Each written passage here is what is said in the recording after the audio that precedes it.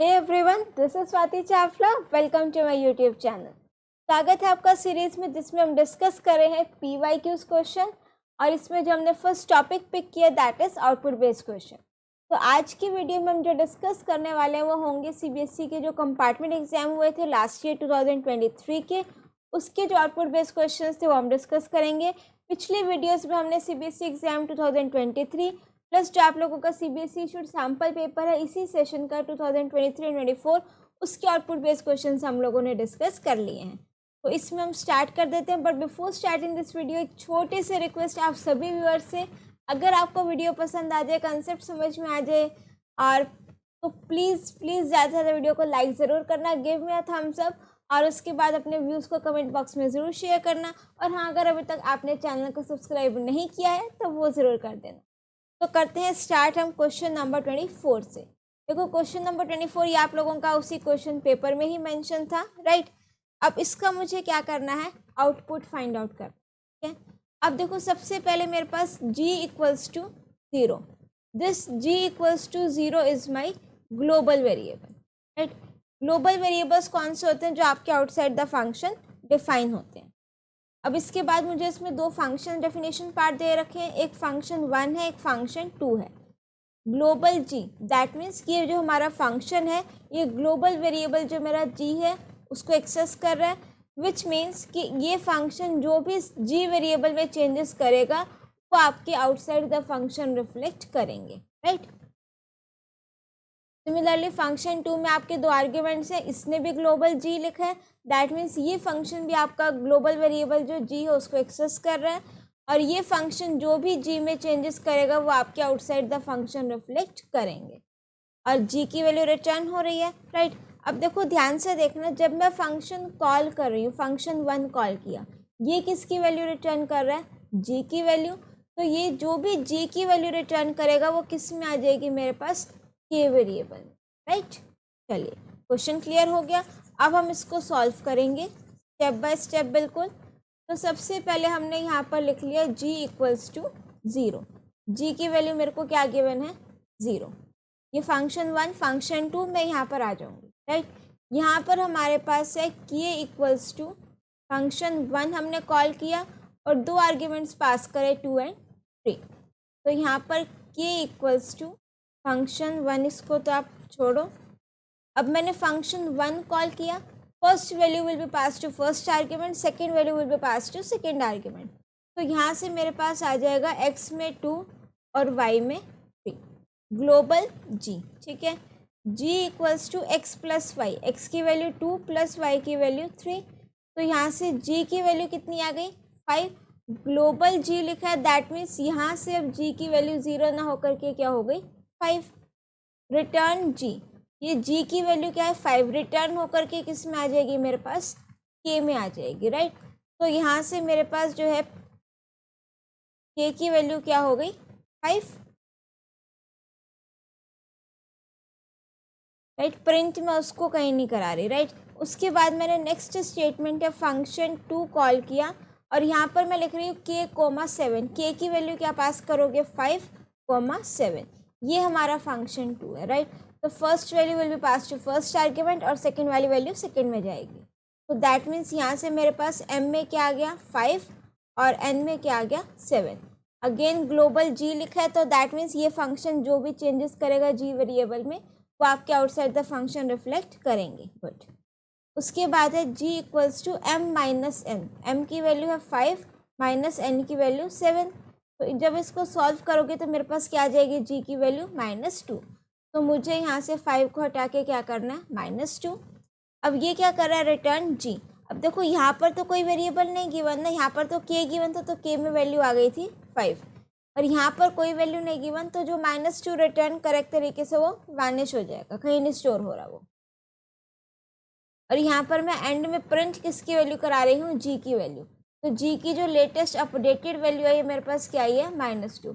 तो your answer is -2, right. Clear हो गया। नेक्स्ट देखो इसी क्वेश्चन नंबर 24 का बी पार्ट। अगेन इसमें मुझे आउटपुट फाइंड आउट करना है। अब यहाँ पर a = 15 आपका क्या है? ग्लोबल वेरिएबल है।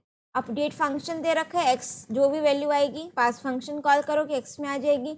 ग्लोबल ए लिखा है, दैट मीन्स कि ये फंक्शन जो भी चेंजेस करेगा ए वेरिएबल में वो आउटसाइड द फंक्शन जो ग्लोबल वेरिएबल है उसमें रिफ्लेक्ट करेंगे। क्लियर होगी ना ये पॉइंट? Bingo, very good.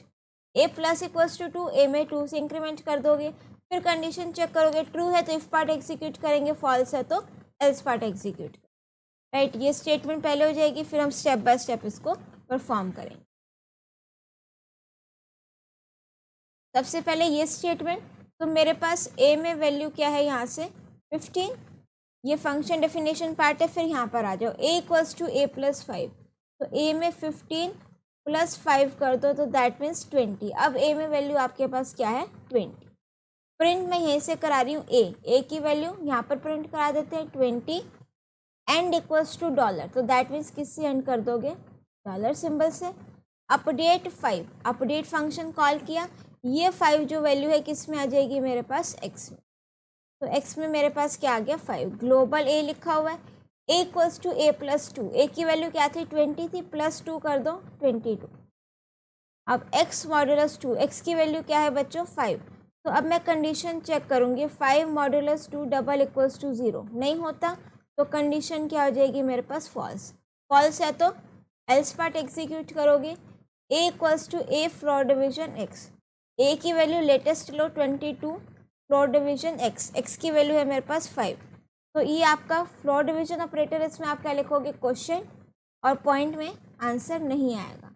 5 4 ज़ा 20, तो a में वैल्यू कितनी आ गई मेरे पास 4। राइट, ग्लोबल a लिखा था ना, तो दैट मीन्स a में जो भी चेंजेस करेंगे वो आपके ओरिजिनल a में चेंज हो जाएंगे। रिटर्न ये कुछ कर नहीं रहा है, प्रिंट मैं करा रही हूँ a की वैल्यू, a की वैल्यू मेरे पास क्या आई है 4, तो यहाँ पर क्या प्रिंट हो जाएगा 4।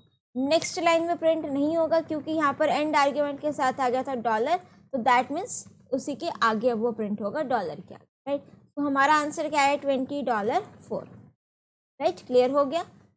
अब इसी पेपर का एक लास्ट क्वेश्चन और था, ये if I am not wrong आपका है क्वेश्चन नंबर 32 का बी का फर्स्ट पार्ट।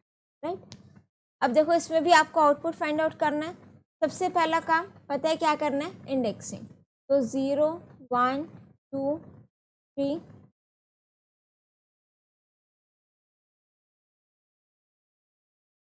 4 5 6 7 8 9। राइट, उसके बाद है L equals to length of text, L equals to length means total number of characters count करने हैं, तो कितने कैरेक्टर्स है 1 2 3 4 5 6 7 8 9 10। 9 नहीं लिखोगे बिकॉज वो हमने इंडेक्सिंग करी है जो 0 से स्टार्ट हो रही है। N टेक्स्ट नेम से आपकी क्या एक एम्प्टी स्ट्रिंग है, for I in range 0, L, L की वैल्यू क्या है 10, तो दैट मीन्स ये I की 0 से लेकर 9 तक चलेगा लूप। अब मैं 1 बाय 1 कैरेक्टर पिक कर रही हूँ, फिर कंडीशन चेक करोगे। इस लोअर फंक्शन क्या करेगा, चेक करेगा कि जो भी मेरा कैरेक्टर है वो लोअर केस में है या नहीं है। अगर है, इफ कंडीशन ट्रू है तो ये स्टेटमेंट एग्जीक्यूट कर दो, नहीं है तो आप नेक्स्ट कंडीशन चेक करोगे। नेक्स्ट कंडीशन ट्रू है तो ये स्टेटमेंट एग्जीक्यूट कर दो, फॉल्स है सारी कंडीशन तो एट द एंड आपने ये कंडीशन मीन्स ये स्टेटमेंट एग्जीक्यूट करनी है, और एंड में आप क्या प्रिंट करा रहे हो एंड टेक्स्ट की वैल्यू।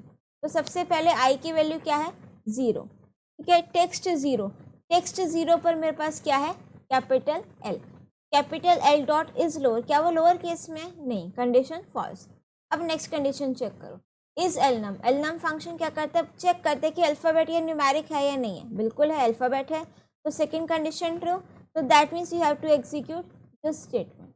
ये स्टेटमेंट मुझे क्या कह रही है, end text equals to end text plus text of I minus 1, end text मेरे पास क्या है स्टार्टिंग में एम्प्टी स्ट्रिंग है, plus text of I minus 1, I की वैल्यू क्या है स्टार्टिंग में 0, 0 माइनस 1 क्या होगा -1, तो ये क्या बता रहा है कि जो आपकी टेक्स्ट स्ट्रिंग है उसमें -1 इंडेक्स पर कौन सी वैल्यू है, तो कुछ स्ट्रिंग में बैकवर्ड फॉरवर्ड दोनों इंडेक्सिंग होती है, तो -1 पर मेरे पास क्या आ जाएगा S, तो यहाँ पर एंड टेक्स्ट में फिलहाल वैल्यू क्या आ गई मेरे पास S। Right, next time I की वैल्यू क्या हो जाएगी 1,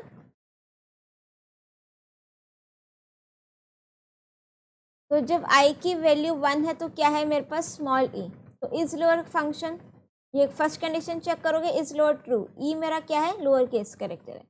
तो एंड टेक्स्ट दैट मीन्स वो S plus text I dot upper, upper function उसको अपर केस में कन्वर्ट कर रहा है, तो ये आपका जो स्मॉल ही है क्या हो जाएगा कैपिटल ई।